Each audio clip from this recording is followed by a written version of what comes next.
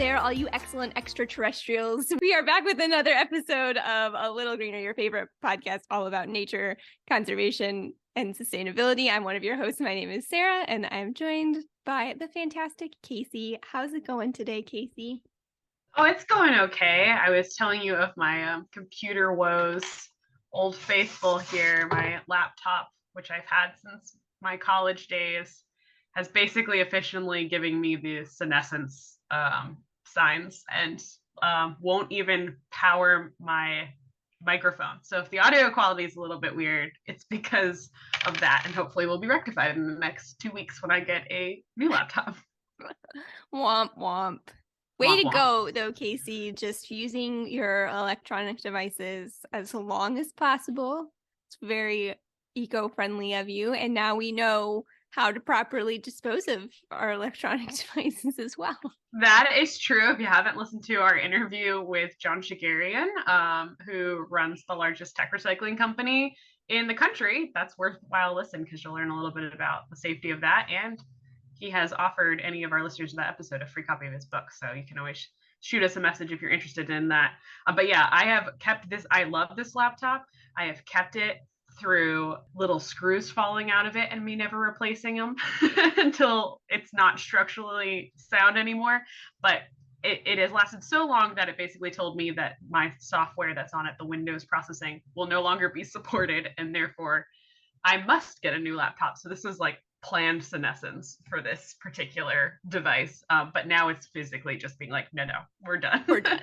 So apologies if it sounds like I'm underwater, or in the case that we're talking about, I sound like maybe I'm coming from another planet, because it sounds a little bit like that to me. Hopefully it sounds okay to you guys.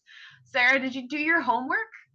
I didn't identify any new trees. So we talked about trees and fall foliage last week, and I was excited for this challenge. And then it's just been an abnormally busy couple of weeks for me. I've been extremely social. It's been very fun, but I have not gotten a lot of outdoor time in. I did try to identify a couple of trees, but I wasn't able to get a good ID on the ones that I was looking at. So I don't have any new tree ID, but I just, again, have been more mindful and more aware of so most of the trees that I saw as I was thinking about this were actually ones that I had previously identified, which was really fun for me to still be able to identify those trees. But I do want to find a new one to identify. So that's still to be done. I did post on our Facebook page a photo of one of the trees that I had previously identified, and you're welcome to add your own photos on that thread or whatever, that post on Facebook, I guess, as well. So it's been fun to be a little more aware of the trees, but I have not as of yet identified anything new. And I mean, I sure didn't rake any leaves. I guess that was our other challenge. I did have a lot of leaf fall in my yard because we had another storm pass through. So my golden rain tree that we've previously identified, an invasive tree that is in my yard, did lose a lot of leaves that are just gonna sit all over my lawn now. Well, maybe it'll provide some shelter for some wildlife out there. How about you? How did your challenge of the week go? So I guess we didn't accidentally go to the National Arboretum, but like but we went out of town. We went down to Maryland for the weekend, and we were looking for things to do, and the National Arboretum was like 20-minute drive. So we drove down to the National Arboretum in Washington, D.C. How fun. Yeah. So because it is late fall, there weren't a lot of tree identification opportunities. And luckily, because it's an arboretum, the one that I was like, what is that? We went through and like found the little tag on it. Uh-huh. So that was a hackberry tree. So that's interesting. I'm not familiar with those at all. Yeah, I wanted more information because I actually expected the National Arboretum to have more trees than it did.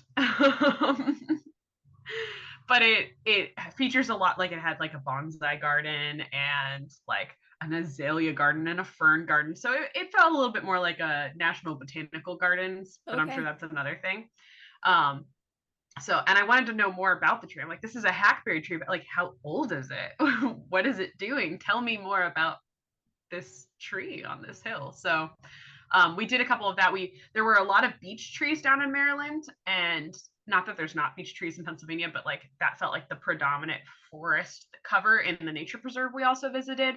And luckily we were able to like use the signage there and the clues about the bark to find out what that is. So I guess I like Well done. did a plus on it. So I'll post a local tree I took a picture of that I had my dad identify for me as well onto our Instagram, and you guys can let us know if you found any cool trees out there. I feel like your trip to the Arboretum is like not that you were giving it 1 stars. I don't mean that, but have you ever seen those like 1-star national park reviews? Where they're like, I just feel like that's your National Arboretum needs more trees. More trees. Well, because you go through and we spent a lot of time in the bonsai garden because Andrew loves bonsais. I mean, technically those are just very dwarfed trees. So in that respect, many trees. But once you headed out back, there was like an herb garden, and then there's this huge hill that has all these pillars, which when we lived in Indianapolis, there is a park called Holiday Park, which has fake ruins in it. And so I thought they were just fake ruins, but they were actually from the old US Capitol building that they relocated. Oh, wow. When they expanded the building and put them, just the columns, in the Arboretum. And that was like in a very grassy knoll. So I'm like, where are all the trees at? Yeah, interesting. But yes, needs more trees. That's my review of the National Arboretum. Also very lovely and free, so go visit it if you're close, but needs more trees. Well, we're going to take a departure from trees today, although there's a mention of a tree species, right, in here, and talk about the moon. Yeah, we're going to take, I was starting to say we're going to take a departure from Earth a little bit, and we are, but we're going to talk about how it all relates. Yes, I wanted to start with this question, even though it's a little more star related, but what's your zodiac sign, Sarah? I am a Pisces, and that is literally all I know about that. I don't know anything. I'm a Pisces. That's all I got for you. Fish, I think. Yeah, yes, the symbol is a fish. So there you go. Now we've exhausted my knowledge on the topic. I am a Gemini, and that's the twins. And I don't subscribe to horoscope theory or whatever, but I like it from like a fun personality quiz sort of perspective. Yeah. But I would relate with my friend, our friend Alex. Like when you go through the little like, oh, if your sign was a person or in this scenario, and you flip through those little things on Instagram, if you're a Gemini, typically you should be pretty offended because they're all like, you're two-faced and crazy. Oh dear. So occasionally Alex and I will find wholesome Gemini memes and we'll send them to each other because they're so few and far in between. You have a Gemini support group.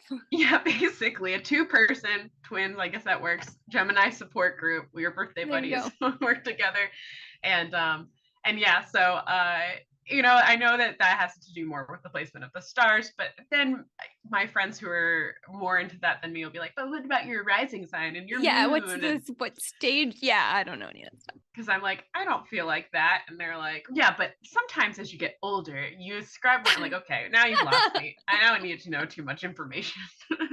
But I do love the moon, man. Andrew, I was talking about redoing our kitchen, and I had a couple ideas, and I was like, oh, I kind of want to do a celestial theme. And Andrew was like, well, seeing as you always ogle at the moon, probably do it. And I was like, I do drag you outside to look at it. So yeah. So we're going to talk about the moon and its impacts on our planet, because I learned that it's way more important than even like the cursory knowledge that I had. So I'm excited to share it all with you. So stick around. We're going to talk about the moon.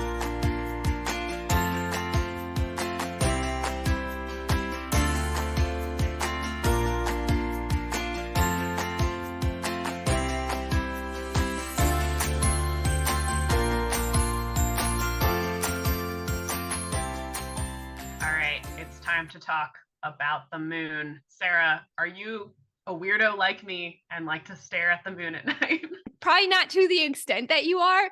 It is awe-inspiring though. Sometimes I love a good full moon, I also love what I call the Cheshire Cat moon, the crescent moons, because it's like the Cheshire Cat's anyway. But yeah, I love a good full moon. It sort of takes your breath away if you let yourself just sit and appreciate it for a minute. So I'm really excited about this topic because it's like we talk about so often. It's one of those things that's so easy to just, yep, the moon, there it is. It's pretty.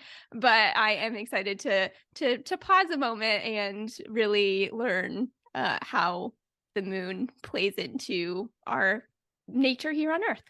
Yeah, I mean, like I said in the intro, I knew, okay, it influences things, but it actually may be the reason that life on Earth is like what it's like today. And so we'll get a little bit more into it. I wanted to start with just some fun moon facts. I find the moon super comforting because it's there your whole life. You get to like look up, you can stare directly at it, unlike the sun. Right. And it changes, but typically no matter where you're at, as long as it's not cloudy, you can see the moon. And it's the same, I didn't realize this, which maybe I should have, but the orbits and the rotations and the speed at which things rotate is like a mush in my brain. So I didn't realize we not only are we all looking at the same moon, we're all looking always at the same side of the moon, right? Yes. So it's just always there. We're looking at the same face, the same part of the moon. That is a sort of comforting thought yeah, it almost looks like it's looking back at us because it as you said, like as it rotates around the Earth, which it does, it also spins on an axis like Earth does, but it spins at the exact same speed as the rotation. So basically it just keeps kind of turning its little face towards us. And we know what the backside, the dark side, quote, of the moon looks like because of lunar exploration now. I saw a picture online. Actually, it was like, our side's prettier, but bias. There's no more craters on ours, so ours has more character. It does. So the moon is about a third of the size of the Earth, which feels pretty big. And there's like something like 200 moons in our solar system, and it's like the 5th largest. So it is not an inconsequential moon. Nice.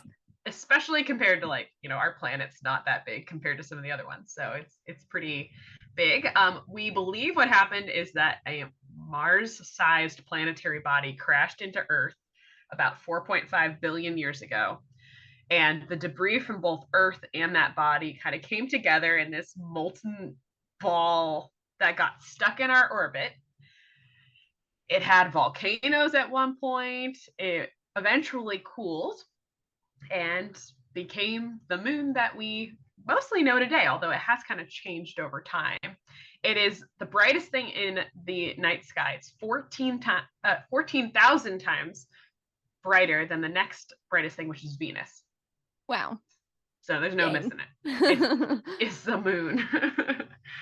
And fact that made me weirdly sad, the moon is actually floating away from us. Yeah, that's not comforting at all. I know. I don't like that. And like 1 to 2 inches per year. So like over your lifetime, it's going to like move a U away, Don't like that at all. I mean, I guess when you look at the grand scheme of how far away the moon already is from the Earth, that's not. But that is sad. Come back, moon. I know. I think I saw it's like 36 Earths away, basically. So like that's already pretty far away. So yes, it's very little. But I'd like to think that we have such a close connection that it would be drifting. Why is it running away from us? We kind of know why, and so we'll get into that a little bit soon. And so you might be like, okay, Casey, this is a nature podcast, so maybe I'll see the moon when I'm in nature. But does the moon really count as nature? And I would argue that yes. Totally. I think it counts. It plays a really big influence, not just on like how our planet works, but also how ecosystem interactions happen. And so I want to get into that a little bit. Sarah, what is like the most famous thing that the moon does to the Earth? I don't remember how old you are when you first learned this, but I just feel like it's one of those things that you always know, that the moon has a role in the tides. Or high tide and low tide, and it has to do with the gravitational pull of the moon, which again is just let yourself think about that for a minute, that this thing that is, it's like over 200,000 miles away, right? The distance to the moon, like that, yeah. That's something that far away, and as you said, large for a moon, but smaller than the Earth, like, is going to have that impact on our planet. But yeah, it's the gravitational pull of the moon in part that helps regulate our tides. Fascinating. Yeah, and I think, like, in my brain, I learned at some point how exactly this worked, and then that information sort of washed away about why. You're just like, moon Washed away tides. with the tide, huh? Yes. Moon tides. I don't really know why there's like a push and pull element. And so I want, actually, the thing that inspired me for this episode was a short video of Neil deGrasse Tyson talking about how the tide actually works. And I was like, oh, wait, hold on. I totally forgot how this happened. Yeah. Do you know how the tide works, or is this Well, I something mean, that sort of. You're gonna have to expand, but I had to look at diagrams because it is so. It's all, we talked about this, I think, with on the last episode too, when we were talking about axial tilt and all of that. It's all just so large. It's all just such a grand scale that I have a hard time really comprehending. But there are some cool sites you can find. Like I was looking at NOAA websites a lot for this, but that have little diagrams and things. But basically, yeah, I mean, so objects exert gravitational force on each other. So the larger and the closer the object, the stronger the gravitational pull is going to be. So the moon is still a very large object. So even though it's far away in our minds, it's still the next closest thing to us. So it has that pull. So it's pulling on the water that's closest to it, right? Which, so that makes sense that it's pulling on that. But then it also, like, the water on the far side, it's basically stretching out the water on either side, right? This is not making sense the way that I'm saying it. I can visualize it in my brain because it's looking at like the tidal force, and it's looking at like the average gravitational pull that the moon has over the entire Earth. So obviously it's strongest on the side that is closest to the moon and weakest on the side that's farthest from the moon. But because you are taking away that average gravitational pull, it also like has a high tide on the side that's farthest from the moon. Did that make any sense at all? It sounds like you understand the science slightly better than I do, and I guess diagrams. I'll explain because we're an audio medium. I will just explain kind of what the diagram. Imagine Earth. If you're driving in your car, Earth is round, but water's obviously fluid, and so it doesn't actually form the same exact shape as our round planet, with the side that's closest to the moon and the side that's farthest to the moon basically bulge out a little bit. Yeah. And so it's like a horizontal oval overlaid on our round little planet. And it's more subtle than what the diagrams are probably showing, but it causes high tides there, and then the low tides on, like, if it's a clock, the high tides are at 3 and 9, and the low tides are at 12 and 6. Yeah. Does that make sense? Yeah. They'll describe it as, so if you imagine Earth like that, it describes it as like a squashing from top to bottom and a stretching from side to side is what it's doing to the water. And I think the cool thing about how Mr. Neal explained it is basically as the Earth rotates, it is rotating into the high tide. This is not like the push and pull that we kind of see in our minds. It's that we are rotating into the area when it's high tide that has more gravitational pull, and the water is higher there. Yeah. And then we rotate out of it down into low tide. So we normally get tides about, we always get them twice a day. It's not exactly 12 hours apart. It's like 12.3 hours or something. But yeah, you get 2 high tides and 2 low tides a day, which I think if you visit the beach, like, you know sort of about. Like in the afternoon, I know when we would visit Jersey when I was a kid, the high tide would come in the afternoon, and that was sort of the end of our day, was it starting to come in and eating up the shoreline. The sun contributes actually about a third of the tide's height as well. So the sun is farther away, it is bigger, it doesn't have quite as much influence as the moon, but it does play its own role. So when the moon, the sun, and the earth are in a like straight line, that's when we get our highest of high tides and our lowest of low tides. And then when they're out of sync with each other is when we get what we call neap tides, which are sort of the weakest low and high tides of that season. So, and there are other, like, I mean, obviously land masses and weather can play a role in these things as well, but just that sort of overall cycle of those tides here. Yeah, the moon and the sun plays that role too. And it's so cool to really think about that. Right. And most of our life on Earth lives in the ocean. So obviously this is very influential on the lives of marine creatures. Billions of years ago, remember the moon is moving farther away. So it used to be 10 times closer than it is right now. Please imagine that in your brain. Think of those full moons. Yeah. I feel like they would have to look huge. I would think so too. I mean, like, I don't know if it was like volcanic at the time and you could like see what was going on, or if it just looked like it does today with like slightly different craters, but like giant. It feels like a sci-fi movie, but that was the planet we lived on, was that. But because it was so much closer, the tides were 1,000 times higher. So it exerted more gravitational pull because of how close it was.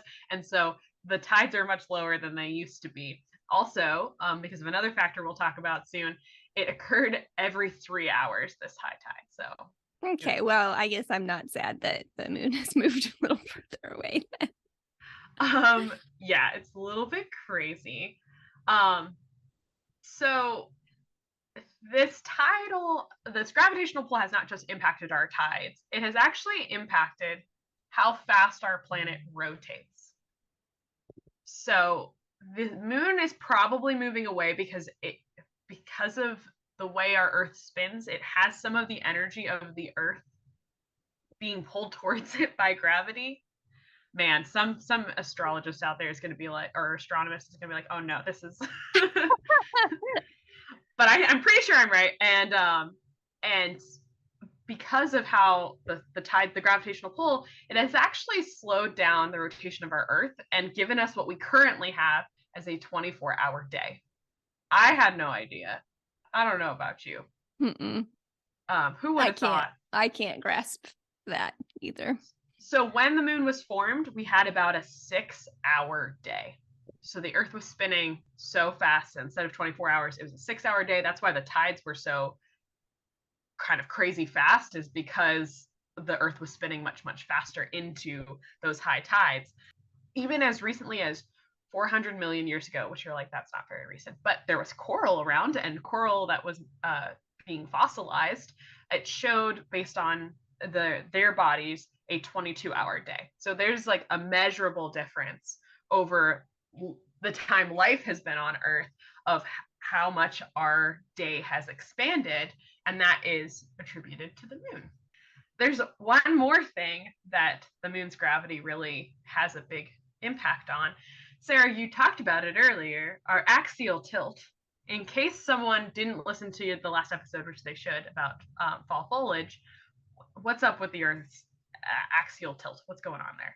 So we're not what we would think of as straight up and down, which, as we've talked about, is kind of arbitrary when we're talking about in space too. But in our minds, what we would think of as straight up and down with our poles, we're actually slightly tilted on our axis. I don't remember the exact numbers, but you say it's 23 degrees here. So let's go about a 23-degree tilt on our axis, which also is what gives us our seasons as we travel around in space. Yes, and I said more or less because did you know that angle changes? I did know this. This isn't something that I dwell on too much because it's weird to think about. It's like almost upsetting to think that, again, things that we think of as stable. We're just out here wobbling around on a slant in space. That's what's happening.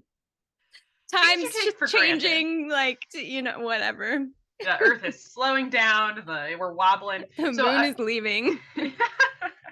to be clear, guys, all It's the all websites, very slow, all very yes, slow. all the websites that I use, and this is a good reminder that Sarah and I are not experts. We source all our episodes in our show notes. So if you want to see information I've pulled from NASA and a lot of other sources, click on those links. You might get those diagrams and perhaps slightly more scientific way of looking at it.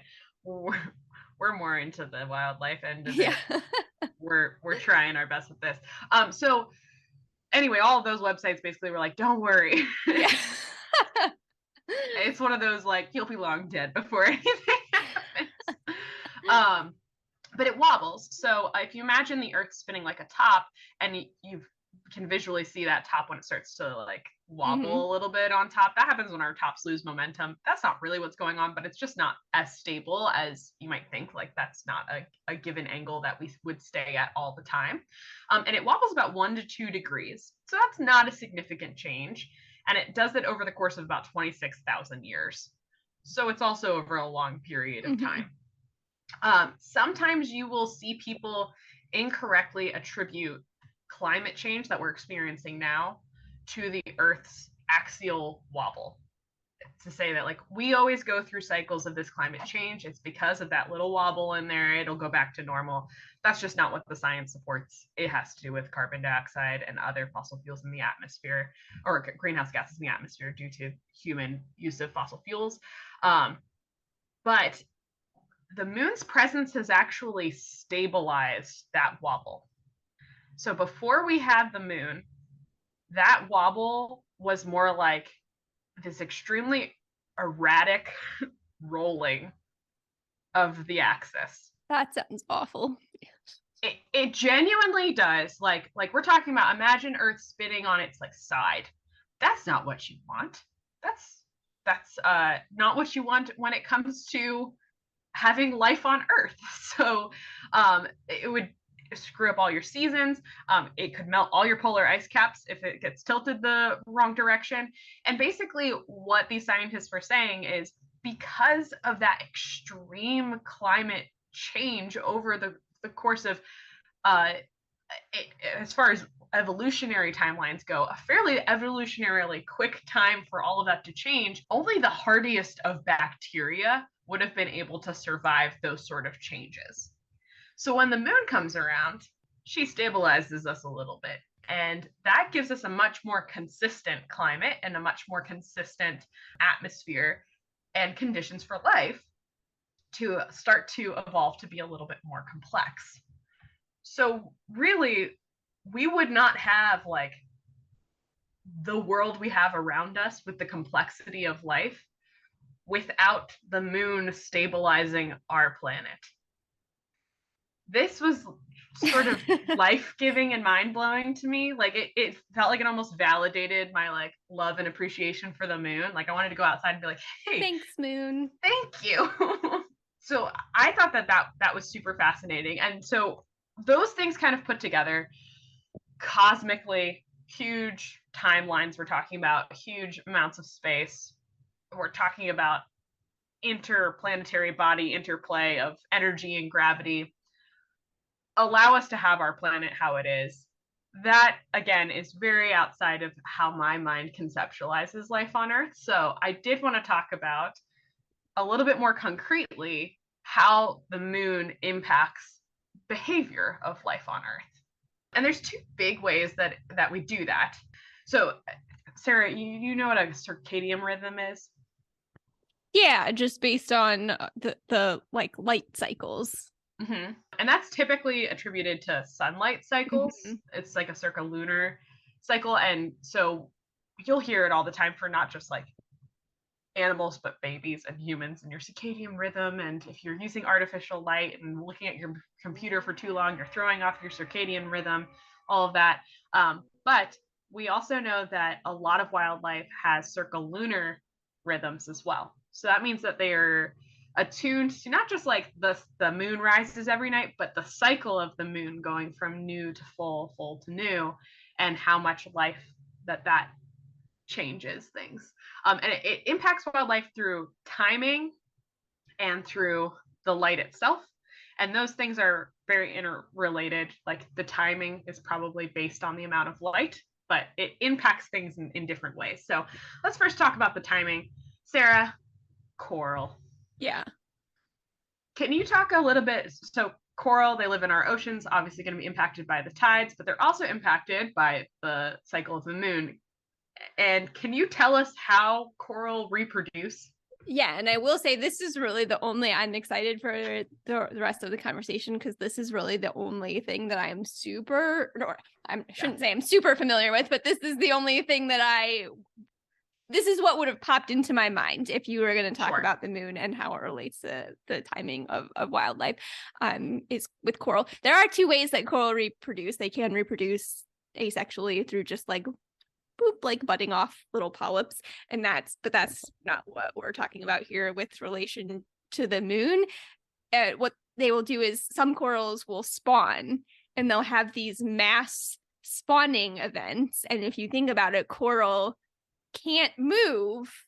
So if we're releasing like sperm at one time and eggs at another time, things aren't going to work out very well. So there's a lot that kind of has to happen, right, for these. So that's what spawning is coral will sort of like mass release the sperm and the eggs, and they will find each other in the water and meet up, and polyps will be or new coral buds. I don't think are they called polyps in that instance anyway, whatever, new coral is formed.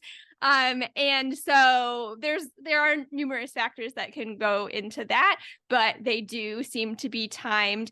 I don't actually know if this is 100% true across the board for spawning coral, but there are certainly mass coral spawning events that are related to the timing of the lunar cycles, which again is super fascinating. Yes. Anytime you try and put an absolute on anything, nature will prove you wrong. Right. So we're not going to play in those waters. But for the instance I was looking at, and this might have been at the Great Barrier Reef. I know it happens there. Yeah. But I do know it happens other places too. But between October and December is when mass spawnings of polyps are synchronized. So it's not the same exact time every year. A couple of things will influence it, including water temperature and salinity and food availability. But it always happens after a full moon. So these coral, which like do not have eyes, I think that's like an important thing to point out there. This is not just like entirely a light thing, probably. Right. They don't have eyes, but there's something in the way that the moon is working that influences the timing for all of them to be like, conditions are correct. We're gonna make sure we synchronize everything. And that's pretty cool because even coral that you see is a colony of independent little polyps. So there's something within their circulunar system that is really picking up on the moon. So that is also the one that's why it's up top. Yeah. That's the first thing that I knew. But it's like the coral in the water on the earth is impacted by the moon over 200,000 miles away. I really hope that's the right number because I've said it multiple times. Saying it. I know I didn't write that in the document, so I can't confirm. The moon far away. Far away. Yeah, it's so cool. Yeah. And that's what I have to contribute to this conversation is it's just really cool. That's most of my thoughts about the moon. So another organism, again, doesn't have eyes, is a plant called the joint pine. Okay. So this plant is a gymnosperm, which is an ancient form of flowerless plant. So you think about most plants that reproduce, they have some sort of flower. Either they're pollinated by wind or water, or often by insects. Right. Flower, you would think the flower is what is going to attract the insect a lot of the time. Correct. And so this is a flowerless plant, but it still relies on insect pollination.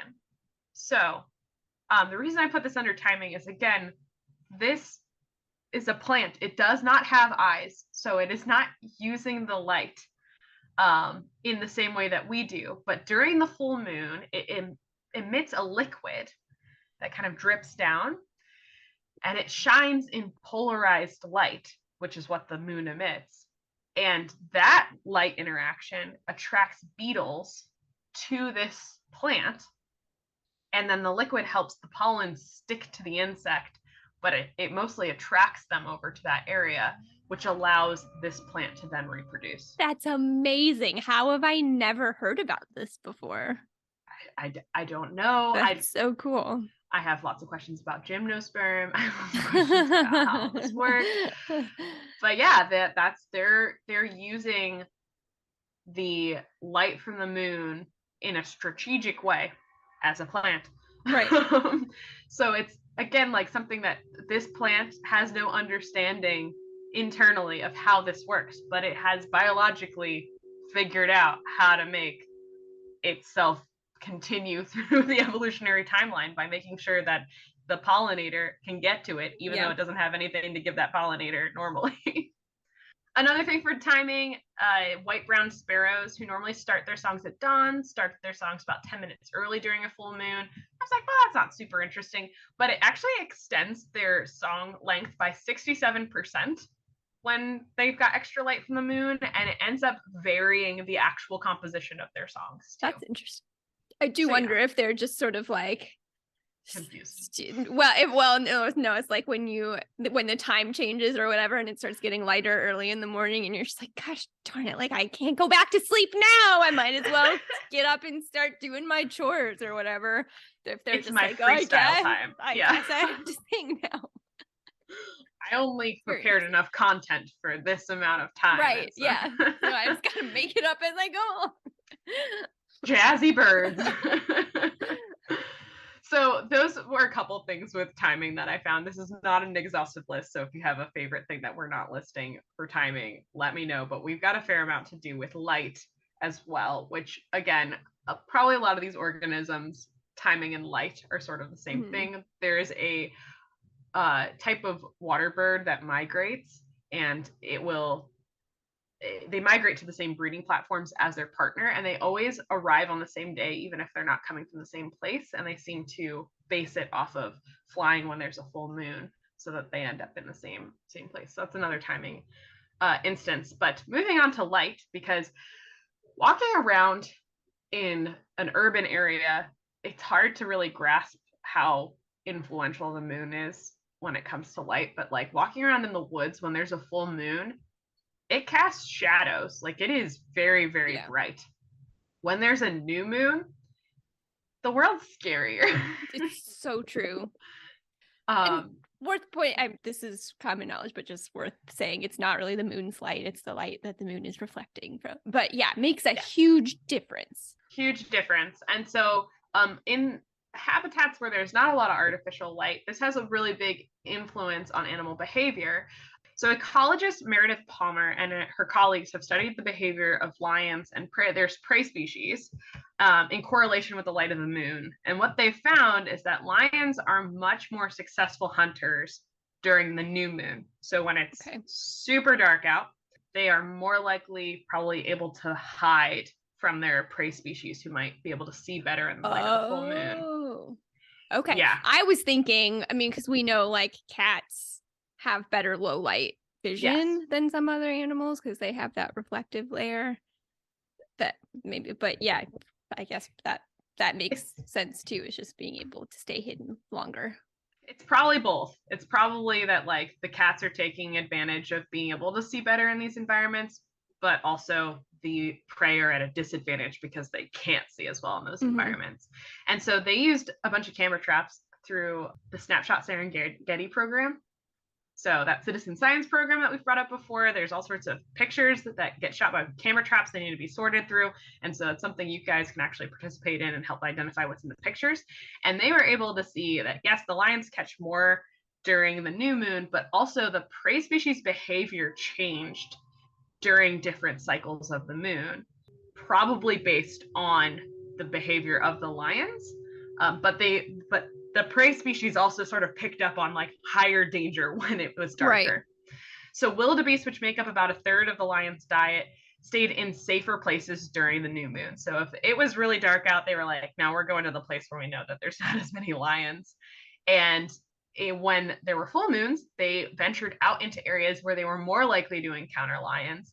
So they probably felt safer being able to see a little bit better And out there. it's interesting that even with that, the lions are still more successful in the new moon. Yes. So, wow. Yep. So those lions, they know what they're doing. African buffalo, which are much, much bigger, did not respond as much to the areas that the lions were hunting in. So they're not necessarily being like, oh, it's a new moon, so I got to be in a safer place. But they did herd together more. So these really big animals were getting into basically a defensive pose more often during the new moon when there was a higher chance that they would be running into some lions. And there was also a little bit on zebra, and it seems like zebra just like to be a little chaotic too. So like tracks. Yeah, if you know zebras, you're like, yes. But like even the position of the moon over the course of the night would sort of change their behavior too. So the moon doesn't just impact single animals' decision making, it impacts these ecosystem level decision making because it influences the behavior of one animal. Another animal has to respond in a different way. And they're not necessarily just picking up on the behavior of the predator, for example. They're correlating that predator of the behavior of the predator with the presence of the moon, it seems like. So they're like preemptively planning on these things. Dung beetles use polarized light to navigate around their balls of poop. I didn't know that either. Yeah, so dung beetles, as their name suggests, like to go and find piles of dung, like roll it into balls, and then they roll it back to a place where they bury themselves and it and get their nutrients from it. It's very cute, actually. I know that sounds like a weird thing to say when you're talking about dung balls, but it's cute to watch them do it. Yes, if you just think about it, like if you have to divorce yourself from the fact that it's poop and it's like a bouncy ball or something, you'd be like, oh, a little circus trick versus like poop. But they found during new moons, they were like much more erratic with their behavior. Like they were bad at steering and figuring out exactly where they're going. With the full moon, they were able to move in straight lines. And they know that it's because of the polarized light, the scientists know, because they did studies with dung beetles where they used artificial light that wasn't polarized to see if it was just like, is it light or dark? And nope, they need that polarized moonlight to be able to efficiently move that ball of dung back to where they needed it to be. This one I thought was really interesting. Some species of reef fish larvae grow faster during the full moon. So when reef fish are in their larval stage, they're basically like so tiny, Sarah, I don't know if you would describe them. They're like, you basically can't see them individually unless you're looking for them with like a microscope. And during this time, the fish spawn, just like the coral do. And then there's no parental care. It just kind of floats out to open sea. And then you have all these larvae drifting in the ocean water. And they're really hard to track. We basically don't know what a lot of fish species do in this time period because they're so small, you can't put a tracking device on them. It's hard to tell what's going on with an individual at any given time, where they go, what's going on. But they were able to track the older form of some of these fish and use something called the otolith or the otolith. Sarah, do you know what an otolith is? I feel like I should know this word, but no. It's a fancy name for basically like an ear stone or an ear bone. This is how they track how old sharks are or other species of fish, is if they like get the animal and then they take the ear bone, they can see growth rings like a tree and they can see the spacing. Cool. It's super cool. Yeah, this is basically the only way we really have to tell a lot of the age on a lot of these species because they don't grow the same way that humans do. And they don't age the same way we do. But for these tiny fish species, basically they were able to take the otoliths from these little fish, and they know that they spend 52 days approximately out in the open waters, and they're able to see those tiny little rings in the spacing, and they're able to correlate them with the lunar cycles while they were out at sea. And they found during the full moon and the little days surrounding it, there were more growth indicated on those otoliths for that fish, which I think is wild that you could do it on a day by day basis, but they Yeah. basically add a layer every day to this otolith. And so you Huh. can, isn't that weird? Yeah. So I'm like, that's cool, but why? Yeah. Do we know why? So they think that the reason is that, so these are so little that low level to mid level predators are the ones that are feeding on larval fish species. And during the full moon, those smaller predators are more wary of larger predators who rely on their vision. And so there's like a 3-tier ecosystem thing going on where those mid-level predators are like, I'm going to stay away from the ocean surface where it's really bright because I'm going to get eaten. And then they think that that means that the little reef fish are much more boldly foraging and consuming more nutrients. And that contributes to them growing faster during those full moon cycles because they don't have a predator around because of the predator's predator. Everything's all connected in ways that we would never think of. It's all connected. There's fish that will time their behavior to the new moon because they know that their predators won't see them in the dark, and they'll even wait it out. Like they will make sure that they stay out in the open ocean for a couple days longer if they've mistimed their migration until that new moon happens. There are species, again, that reproduce based on and spawn, like fish species. Turtle species rely on the tides for them to be able to come inland. So all of this behavior that both on land and in the ocean is related to this celestial body that's super far away. And basically, there's almost no way for us to interact with it until the 1950s and 60s. I think this is wild. There's a lot of studies about the moon and a lot of studies that refute those studies about the moon and behavior. So, Sarah, I work in retail, but I feel like this is true at lots of jobs where if something crazy is going on, you're like, is it a full moon? Have you ever experienced that? Has anyone ever said that around you? People say that all the time. Yes. Yes. I can't say that it's something I have ever personally like noticed or tracked or anything, but yes, that's certainly a very common, oh, people are being crazy, it must be a full moon type of thing is a very common saying. Right. Even the word lunacy comes from that. You think about things like werewolf mythology, things get wilder around the full moon. They have done extensive studies, scientists from a lot of different fields, about whether or not there's increased crime, injuries, suicide rates, erratic behavior, all of that.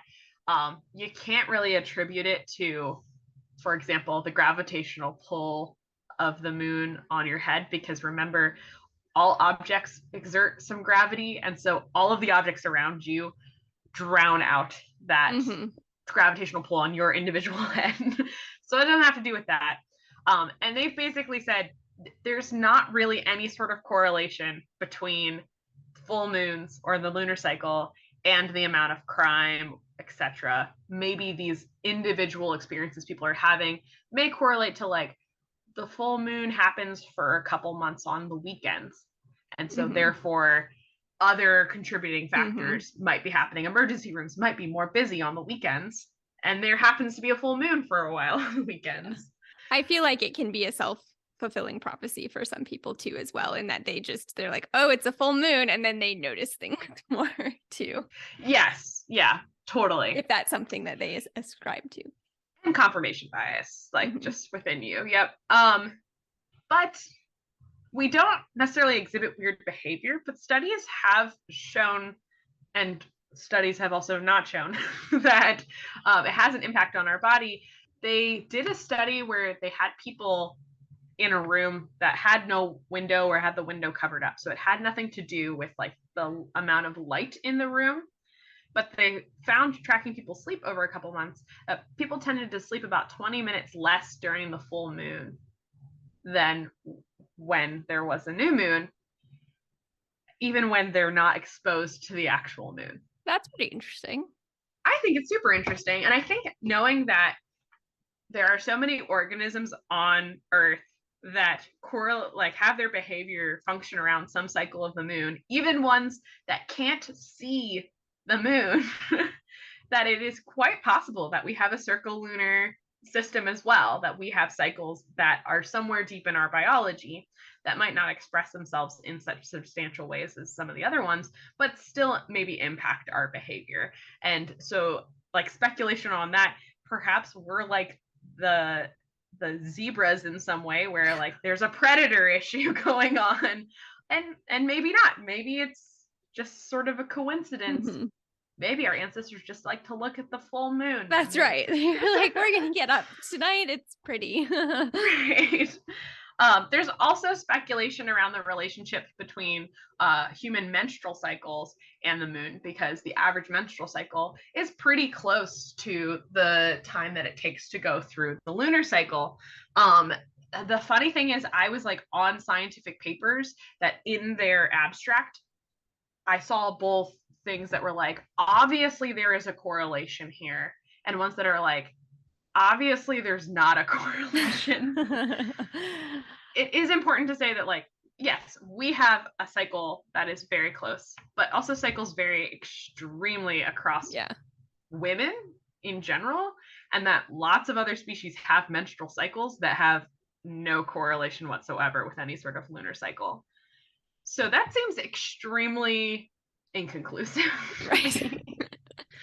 So it might just be a coincidence. Yeah. So you might just, in history, the moon is typically mythologized as more of a female presence, like a lot of our deities that go with the moon. I have once researched all of the moon gods and goddesses, and most of them are female presence, like as opposed to a male presence for the sun. So, we do characterize the moon often in a female way. We often pair her with the tides and things like that. I think of, you ever watch Avatar: The Last Airbender? Some of it. Highly recommend. We'll have to get you the DVDs. But they have like a moon and an ocean spirit that are closely connected, and the waterbenders depend on the moon cycles for their powers as well. So these are things that are ingrained within our culture. It's things that we kind of know, but I think until you step back and look at, no, actually things wouldn't exist the same way if we didn't have this thing in the sky. I think that's pretty cool. Yeah.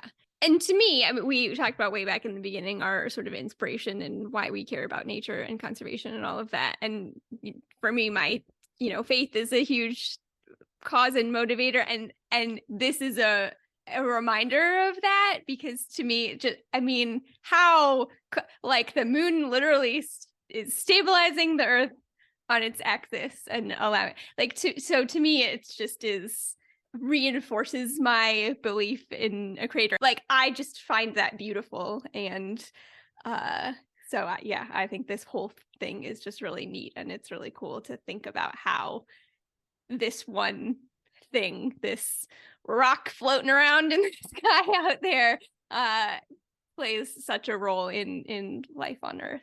I love it. Yeah, I think that's a good point. Whether if you have faith or not, like, the things that have to come together in order for us to be here and like have a beautiful, livable planet are just the odds are so minuscule that could possibly happen. That for me, there's for me a faith factor. Like, there's something going on that would make that happen. But also just like, we're so lucky. Appreciate it. Yeah. Yes. Appreciate it, because it is beautiful. And I'm very thankful. Me too. Well, thanks for joining me on this little journey here. In a moment, we'll do our wrap up and talk a little bit about what our homework is for the week.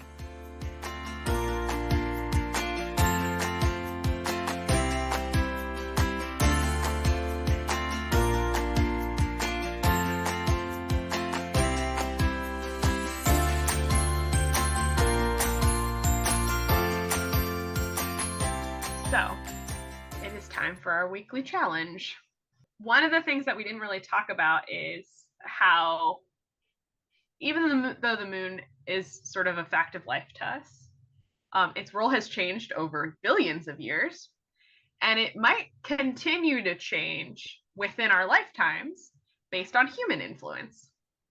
So I Sarah, have we done an episode on light pollution? We did talk about I light thought pollution. So yes, we've mentioned your first challenge here, which I'll let you say, but yes, it has been mentioned. Yeah, so artificial light, as I mentioned for the dung beetles, they get real confused when you start to introduce that into the equation because that doesn't help them. Baby sea turtles, they get confused about where the ocean is because often they rely on the reflection of the moon in the water versus the artificial light. So the artificial light that we have introduced into our planet obviously makes our lives better in a lot of ways, extends our daytime, but it does dampen the moon's influence on our local wildlife. So one of the things you can do, which I didn't put on the list yet, but like you can turn off your excess lights at night, especially during peak migrations of birds because they really seem to rely on the moon's light and they get really confused when you've got extra lights on. So if you don't need them on, turn them off. Number 2 is to research your nearest dark park. Sarah, can you tell us about dark parks? Yeah, so dark parks, dark sky parks. It's the International Dark Sky Association designates, I guess, areas, and these are areas that are basically far enough away from enough artificial light that you can get a much better look at the night skies, basically, without the interference of as much light pollution. Yeah, so you can admire the moon in all her glory, where you can go when maybe it's not a full moon and you can admire the stars. Yeah. And as you were talking, I was Googling because I'm pretty sure that there is one in Florida, and there sure is. So I'll have to research. It's talking about camping though, so I don't know if you have to go and actually like camp to be there at night, but I will look into it. Excellent. And then the last and maybe most easy thing that you can do, and what I will do because I do it all the time, is to go out and look at the moon because it's pretty. Yeah. And it truly, like we talk about this a lot, but I really do find value in just stopping and appreciating the world around us. And that is what's going to make you care. So do it. And it's not as hard now because it gets dark so dang early. Gosh. It sure does. I often will do it when I'm taking the dog out for a walk. I have a night sky app on my phone. So I take a little bit more time to like, okay, where's the moon? And then can look at some of the other things. And I've been able to see Jupiter and Mars recently. So there's lots of things to look at. But everybody should be able to see the moon, even if you live in an area that has a lot of light pollution, because she's 14,000 times brighter than Venus. That's right. So yeah, those are your things for the week. They're pretty fun. They're pretty easy. If you are one of those rare people who can take a good picture of the moon, send us your moon pictures. Tell us your moon stories. And thanks for listening. Thank you, Casey. Like I'm just feeling so thankful right now and just so appreciative of the interconnectedness of everything. So, and I learned a lot on this one too. So thanks for doing this one. Where can they send us their moon stories and pics? If you want to email us, we'll start with that one. This time you can email us at littlegreenerpodcast@gmail.com, or if you want to post, we are on Facebook, A Little Greener Podcast, super easy to find. We are on Instagram at A Little Greener Pod, and we're on Twitter at A Greener Podcast, and we're also on YouTube. I mean, you can comment there if you want to, but you can find our newer episodes there with automatic captions if you would like. Thanks for joining me, Sarah. Thanks, Casey. It was great. And thanks for listening, everybody. Have a good week. Bye.